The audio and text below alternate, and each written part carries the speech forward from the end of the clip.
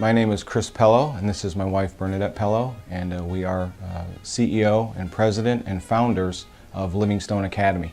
I was the principal of a traditional Christian school back in 1997 through 2002.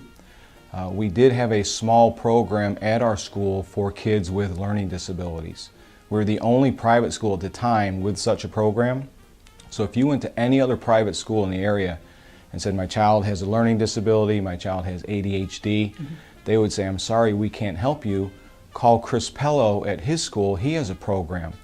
Because we could only take 6 students a year, we would turn away 20 or 30 families every year.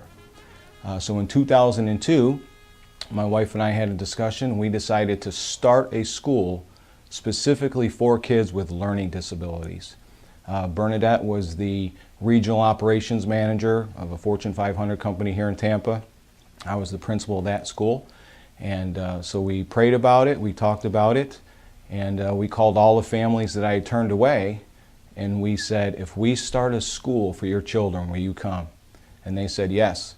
Well, when we started our school, we were the only school like us in Eastern Hillsborough County. And now we are the only private school who does what we do in this area.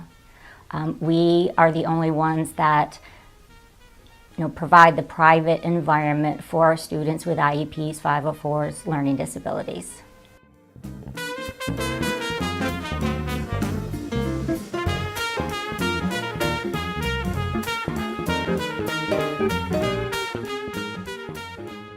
My name is Paul Sonori. I'm with Sencommunications. This is Stacy Sonori Miller. We moved to Brandon in 1971. We were living in South Tampa, and Brandon was just beginning to build homes out here. In fact, Route 60 was 2 lanes. And I said to Fran one day, I said, why don't we go look at homes in Brandon? She said, there is nothing in Brandon. There's not a shopping center, there's not a food store, there's not a doctor, there's nothing in Brandon except cows.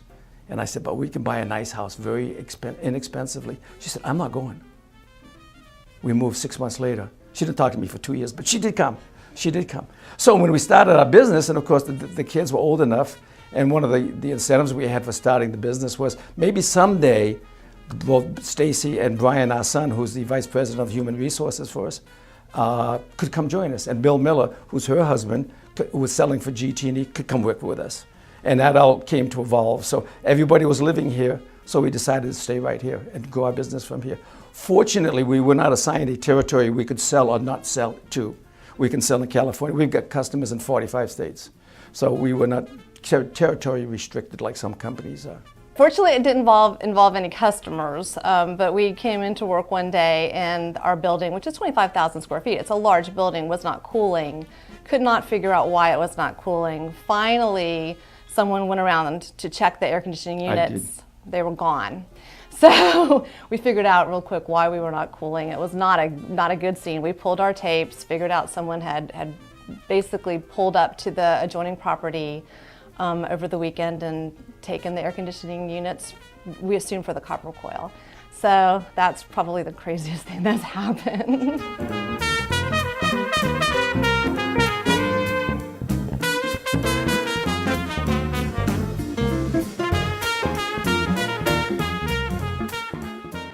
Well, I'm Sue Smith. I'm the Executive Director of Delaney Creek Lodge here in Brandon. It's an assisted living facility. This is Ann Renee Ream, and she's the Assistant Executive Director. And what I know, she knows, so we work great as a team. Because we are locally owned and operated, we're not a cookie cutter company. We don't follow corporate rules. We get to run the facility the way we think it should be run. I know when I was hired for Delaney Creek, the owner said to me, I want 2 things. I want to know the residents are taken care of, and I want to know that I'm making money. And if you do that, I won't bother you. And he doesn't. And he doesn't. So it's a lovely thing. And the other thing we do a little bit over and above is we hire a culinary chef who prepares the meals. And because food is very important, especially when we get to the point of life, that's the high point of many days. So we're very fortunate in that respect. Well, in our line of work, there are so many, we've been laughing all week talking about how we'd answer that question. Which one could we say? And many of them cannot be talked about, but because we deal in body parts, body functions, shall we say, so the humor can get a bit body at times. But there's one story I'd like to share because I kind of fell into it, so to speak. We had a People that may tell you that older people don't have sex are not telling you the truth.